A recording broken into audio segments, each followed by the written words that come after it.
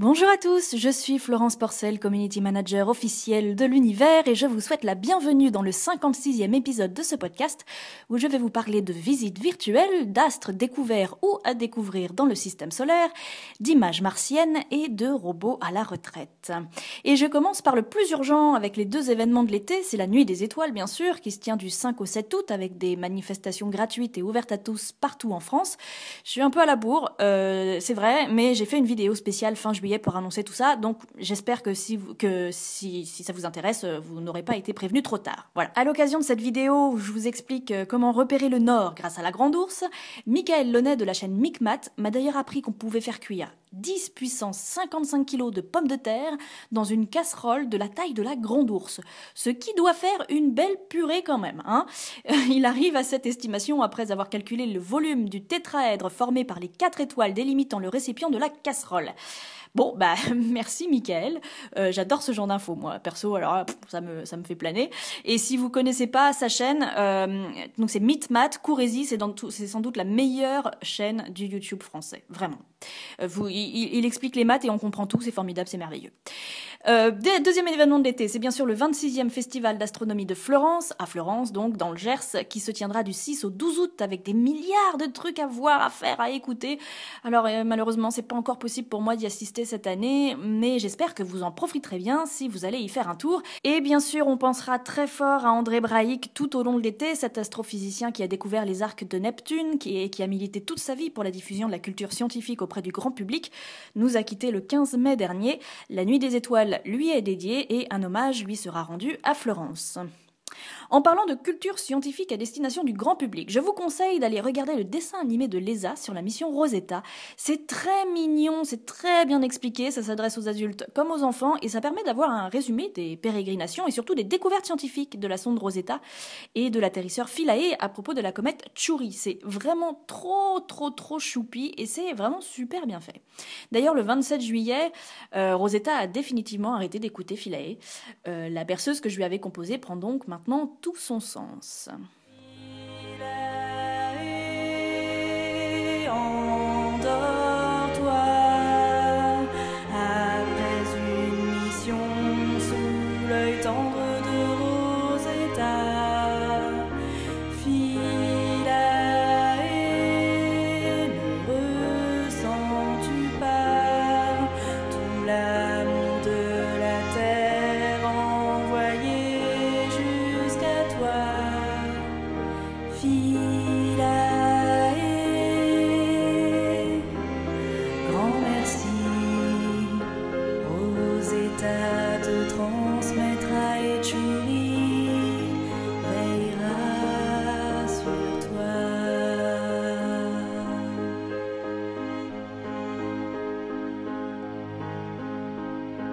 Adieu Philae. Et on va bientôt dire adieu à Rosetta aussi, puisqu'elle ira rejoindre le sol de la comète le 30 septembre prochain. Ce sera la fin d'une très grande mission et je suis ravie d'avoir pu la vivre au jour le jour. Merci l'Europe d'avoir pu permettre tout ça. Et côté culture, toujours au cinéma en ce moment, il y a L'Âge de glace, les lois de l'univers et les aventures de Scrat dans l'espace sont super bien fichus, hein. Ils ont vraiment bien rendu l'impesanteur ou au contraire la pesanteur trop forte, les problématiques liées aux combinaisons spatiales, aux vaisseaux spatiaux et tout, c'est vachement bien fait, hein. Et moi il y a des moments ça m'a fait pleurer de rire, hein. Enfin Scrat, comment vous dire. Voilà. Et en bonus dans le film d'ailleurs on retrouve un astrophysicien superstar, je ne vous dis pas qui, j'étais comme une ouf moi dans la salle. Et puis bon, bien sûr, je crois que j'étais la seule à connaître. Mais bon, c'est pas grave. Et puis aussi, au cinéma, il y a enfin Independence Day 2 que j'ai trop kiffé. C'est une très bonne suite. C'est super agréable de retrouver les mêmes personnages 20 ans après. Il y a des bonnes idées, les décors sont magiques, hein. Et puis il y a des aliens, un servant fou hyper attachant, des répliques qui m'ont fait hurler de rire, une base lunaire, un vaisseau géant, des personnages qui ne sont pas que des hommes blanc, hétérosexuel, et il y a tout qui pète dans tous les sens, alors que voulez-vous, je suis comblée, moi. Hein. Oh bah non, mais moi c'est parfait, moi c'est exactement ce qu'il me faut, j'ai adoré Independence Day 2, et voilà, et c'est un très bon divertissement, ça fait bien le job, c'est une bonne suite, moi j'ai beaucoup aimé, voilà. Du côté des choses un petit peu plus sérieuses, tout de même. Figurez-vous que Pluton et ses copines accueillent une nouvelle venue dans la famille des planètes naines, puisqu'une équipe franco-canadienne a découvert un nouvel objet transneptunien de 700 km de diamètre, que l'on appelle RR 245 pour l'instant, en attendant de lui trouver un nom correct. On peut être fier, parce que la caméra qui a réussi à la détecter à plusieurs milliards de kilomètres d'ici a été conçue et réalisée au CEA de Saclay. Bravo à toute l'équipe, à toutes les équipes d'ailleurs sans doute. En parlant d'astres lointains dans le système solaire, on a quelques nouvelles de la potentielle 9e planète. Alors je rappelle qu'il y a quelques mois, Mike Brown, l'astronome américain qui a découvert Eris et qui a donc amené à déclasser Pluton, a annoncé avec grand bruit avoir découvert avec son collègue Constantin Patidjin une 9e planète qui se trouverait très très loin dans le système solaire. Quelques semaines plus tard, l'étude d'une équipe française arrivait à la même conclusion, même s'ils n'étaient pas d'accord sur l'endroit où elle pourrait se trouver. Et là, on aurait un nouvel indice en faveur de cette hypothèse. Cette 9e planète pourrait résoudre un vieux mystère que Kuiper a soulevé au XXe siècle. Alors pour ça, il faut revenir 4,5 milliards d'années en arrière lors de la formation du système solaire. Notre étoile est née de l'effondrement sur lui-même dû à la gravitation d'un nuage de gaz et de poussière quasi sphérique en rotation. Alors une fois le soleil allumé, le reste du gaz et des poussières s'est mis à tourner autour de lui et à s'aplatir comme une crêpe grâce à la force centrifuge. Donc le nuage est passé d'une quasi-sphère à un disque. Évidemment, ce disque se trouve sur le même plan que l'équateur du Soleil, ce qui est assez intuitif. Et puis, les gaz et les poussières de ce disque ont formé les planètes. Alors, on s'attendrait donc à ce que les planètes orbitent sur le même plan que l'équateur du Soleil, mais en fait non. Leurs plans orbitaux font un angle de 6 degrés par rapport à l'équateur solaire. Et 6 degrés, c'est pas rien. Voilà ce qu'avait découvert Kuiper et que personne n'explique jusqu'à présent. Alors, qu'est-ce qui a pu décaler de 6 degrés leurs plans orbitaux? Pourquoi ces fichues planètes sont toutes de traviole? Alors moi, je propose 2 hypothèses. La première, c'est qu'elles se sont mis une murge astronomique pour fêter la fin du grand bombardement tardif et qu'elles n'ont pas encore dessoulé. Alors, peut-être qu'à l'époque, elles avaient 25 degrés d'alcool dans leurs plans orbitaux et qu'elles n'en ont plus que 6, c'est possible, et qu'elles vont se remettre à niveau de l'équateur solaire, j'en sais rien. Bon, c'est une première hypothèse. La deuxième hypothèse, c'est qu'avant le grand bombardement tardif, là, il y avait Saturne qui s'était rapproché de Jupiter, et donc du Soleil, et que Jupiter, qui a toujours voulu avoir une relation privilégiée avec le Soleil, elle a vu ça d'un mauvais œil, elle s'est énervée, et elle a envoyé valser Saturne un peu plus loin, avec Uranus et Neptune dans l'eau qui n'avaient rien demandé, et alors là, le Soleil, ça l'a gonflé, mais comme il pouvait pas vraiment gonfler parce que c'était pas l'heure de devenir une géante rouge, il s'est dit: ouh là là, je sens que ces planètes vont me faire chier. Alors il s'est mis à les regarder de travers. Et hop, ce sont pas les plans orbitaux des planètes qui ont bougé, c'est le Soleil lui-même. Il s'est renversé de 6 degrés pour les regarder de travers, là, mais pas trop quand même, pour qu'elles se rendent compte de rien et qu'elles arrêtent leurs conneries. Et pouf, on a une anomalie. Ah non, mais moi je l'ai toujours dit, c'est très simple tout ça. Il aurait dû me demander, Kuiper, on serait pas à se poser la question encore aujourd'hui.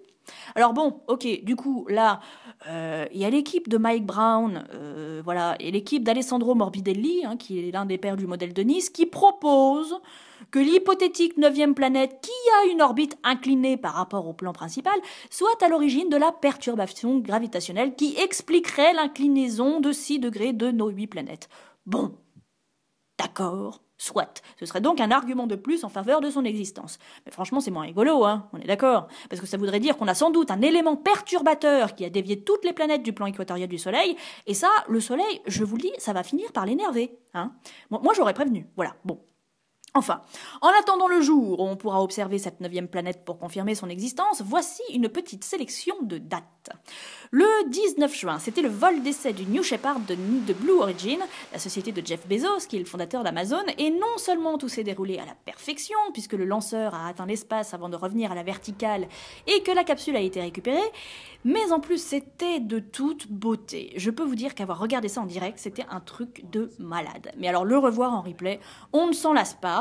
Et voici quelques images, donc alors je vous mettrai évidemment le lien de la vidéo dans la description sous la vidéo et sur mon blog, et là je vous mets quelques extraits de ce replay. 5,000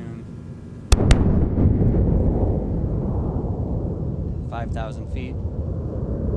There's that engine relay. 1,000 feet. Landing gear deployed. 5 miles per hour.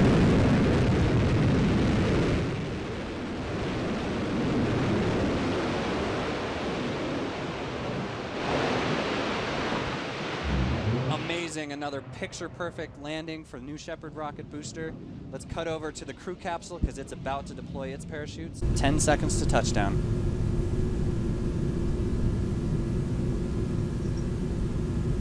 $100 feet. Touchdown. Wow. Beautiful. Picture perfect. That's exactly what we want. 2 semaines plus tard, le 4 juillet, la sonde américaine Juno réussissait sa mise en orbite autour de Jupiter. Elle n'a pas beaucoup envoyé de photos pour le moment. Celle-ci est la plus emblématique et il faudra encore patienter encore un peu pour des images en HD. Et la mission de Juno sera entre autres de sonder l'atmosphère de Jupiter.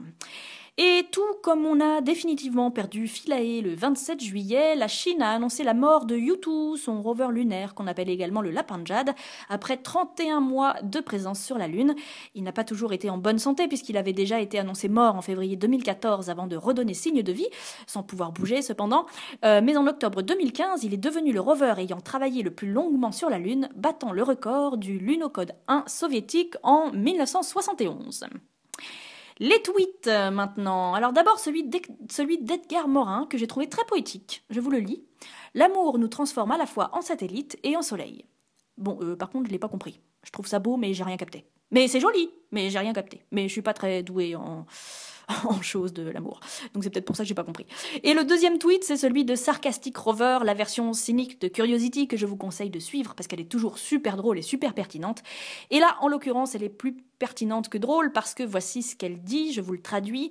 La peur ne pose pas des robots trop cool sur Mars. La peur n'encourage pas les jeunes filles à étudier les sciences. La peur ne nous rend pas plus forts, mais l'espoir peut faire tout ça. Voilà. Je n'ai rien d'autre à ajouter. Puisqu'on parle de Curiosity, il faut absolument qu'on fasse un tour du côté de Mars. Hein. Il y a eu trop de cailloux fascinants ces derniers temps. Et en plus, Curiosity fête ses 4 années terrestres sur la planète rouge le 6 août. Là. Alors avant Curiosity, cette image toute pourrie, là, elle est quand même émouvante parce que c'est la première photo d'ExoMars, mesdames, messieurs, oui, la mission européenne qui arrivera à destination le 19 octobre. Et en attendant son arrivée, donc, Curiosity nous offre des tas de photos incroyables de cailloux hallucinants. Le premier, c'est pas tant la pierre elle-même que son ombre. Regardez comme c'est découpé. C'est dingue, hein. Après des milliards d'années, l'érosion aurait complètement poli le truc, mais comme les vents sont très très faibles sur Mars, les cailloux ont encore des reliefs hyper détaillés, hyper fins, et ça fait des ombres comme de la dentelle. Ou alors il y a une autre explication que l'érosion, hein. Je suis pas experte en géologie martienne, j'avoue. Hein. Alors le deuxième caillou, c'est un détail en fait sur une autre pierre, et c'est très très étonnant quand même. Alors ce truc me fascine. Hein. J'ai absolument aucune idée de ce que ça peut être, mais ces lignes parallèles là, c'est génial, c'est fascinant. Alors la troisième image, c'est marrant parce qu'on dirait que les pierres sont bouffées par des mythes, vous voyez?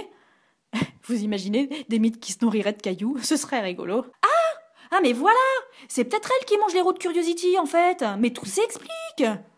Bon, trêve de plaisanterie. Dernière image. Rien de particulier à première vue, mais observez bien. Regardez.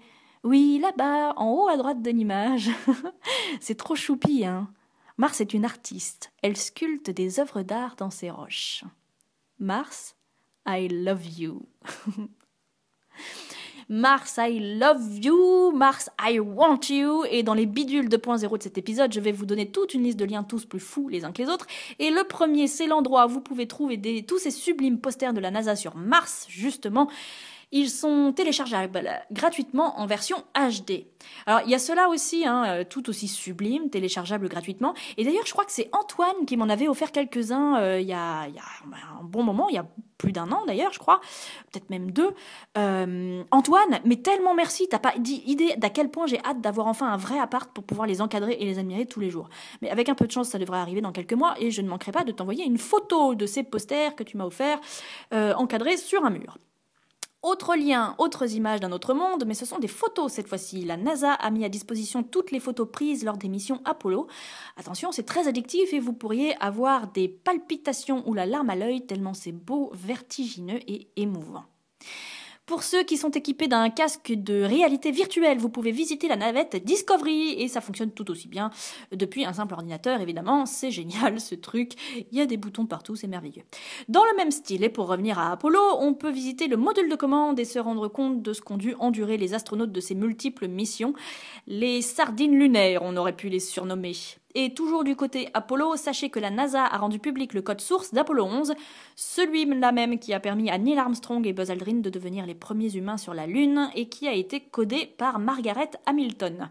Bien entendu, je vous mets tous les liens dans la description sous la vidéo et sur mon blog florenceporcel.com dans le billet dédié à cet épisode. En parlant de Margaret Hamilton, qui est donc une femme, oui, c'est une femme qui a écrit à la main et sans aucune erreur le code informatique qui a permis les premiers pas lunaires. J'ai choisi pour la rubrique personnalité de cet épisode de vous parler de cette proposition faite à Lego de représenter justement 5 femmes notables de la NASA. Il y a donc Margaret Hamilton qui a juste inventé le logiciel tel qu'on connaît aujourd'hui, mais aussi Katherine Johnson qui a calculé les trajectoires des missions Mercury et Apollo à la main aussi et sans erreur, sinon on aurait perdu quelques astronautes en route. Sally Ride, la première américaine dans l'espace, Mae Jemison, la première afro-américaine dans l'espace, et enfin Nancy Grace Roman, surnommée la mère de Hubble. Pardon, excusez-moi, je m'en étouffe. La proposition a récolté les 10 000 signatures nécessaires, dont la mienne, en 2 semaines seulement, et Lego va étudier la proposition pour voir s'ils produisent ce projet ou pas. Affaire à suivre, mais ce serait pas mal quand même. Et si je termine sur ces Legos de femmes de la NASA, c'est parce que ça me fait une transition toute trouvée pour vous parler de mon livre, qui va sortir dans un peu plus de 2 mois, parce qu'il y aura justement un chapitre dédié à Katherine Johnson et Margaret Hamilton, qui méritent leur place dans l'histoire, bien qu'elles soient toujours vivantes. J'ai donc l'immense plaisir de vous montrer la couverture de mon livre, qui s'appelle donc L'espace sans gravité. Vous me connaissez maintenant, vous savez qu'on n'est jamais à l'abri d'une vanne pourrie, bien, et j'y raconte 31 anecdotes insolites, accidents navrants ou personnalités haute en couleur dans les domaines du spatial, de l'exploration et des sciences de l'univers. Il sortira le 19 octobre, soit le même jour que la mise en orbite d'ExoMars et la descente de Schiaparelli sur le sol martien. Donc je peux vous prédire que ce 19 octobre, je vais beaucoup pleurer de bonheur, d'excitation et de soulagement. Parce que j'ai trop hâte. Alors pour vous donner une idée, c'est l'équivalent de 6 mois de boulot à raison de 100 heures de travail par semaine, ce livre-là. C'est vraiment ce que j'ai fait. Donc voilà, vous comprenez pourquoi j'ai pas pu faire beaucoup de vidéos depuis janvier, parce qu'à un moment, voilà, il me restait plus beaucoup de temps pour autre chose. Bref, j'ai trop hâte que vous puissiez la voir. Je suis hyper angoissée aussi parce que j'y ai mis toute mon énergie, tout mon cœur et toutes mes tripes. Et évidemment, c'est toujours un peu flippant d'attendre le retour des lecteurs. J'espère qu'il vous plaira, mais en tout cas, sachez que j'ai fait de mon mieux. Et pour les plus impatients, sachez qu'il est déjà en prévente à la Fnac, qu'il sera édité chez Marabout et qu'il coûtera 12,90 €. En fait, cette année, pour tout vous dire, il n'y a pas eu que mon livre. J'ai mené 3 gros projets de front. Le livre, donc, Spatialiste, sur la chaîne String Theory, à laquelle je vous conseille de vous abonner, et également une bande dessinée. Alors là, par contre, il va falloir être encore plus patient, parce qu'elle sortira en mars 2017 chez Delcourt. C'est Erwan Surcouf au dessin. Ça y est, le scénario est terminé, et je suis absolument surexcitée, parce que j'ai trop hâte de voir le résultat. Bref, ça va être trop chouette, et j'espère que ça vous plaira aussi. Du coup, je suis censée me reposer un peu au mois d'août, mais je n'y arrive pas, donc vous avez droit à cet épisode 56, et pour rattraper mon retard, je compte tourner pas mal de vidéos, là, il y aura notamment 2 belles, magnifiques perles du PAF, entre autres choses. Et comme je ne ferai pas d'épisode 57 avant début septembre, sachez que je serai au Festival Frames à Avignon les 3 et 4 septembre en compagnie de plein de mes camarades vidéastes. Merci à tous d'être aussi nombreux à m'écouter, à me soutenir sur Tipeee, à me laisser des commentaires sur YouTube ou sur iTunes. Je les lis tous et vraiment, je suis comblée parce que vous êtes top. Ce mois-ci, je fais ma coupure annuelle de réseaux sociaux, mais n'hésitez pas à me suivre sur Twitter et à liker ma page Facebook sur laquelle je poste une actu liée au spatial et aux sciences tous les jours. Ça reprendra à la rentrée. Et faites tourner cette vidéo pour diffuser la culture scientifique tout autour de vous. Et n'hésitez pas non plus à vous abonner à la chaîne YouTube, ce qui m'aiderait beaucoup. Je vous souhaite un beau mois d'août. On se retrouve à la rentrée et en attendant, prenez soin de vous, prenez soin de notre planète et n'oubliez pas de rester le nez en l'air à ne rien faire.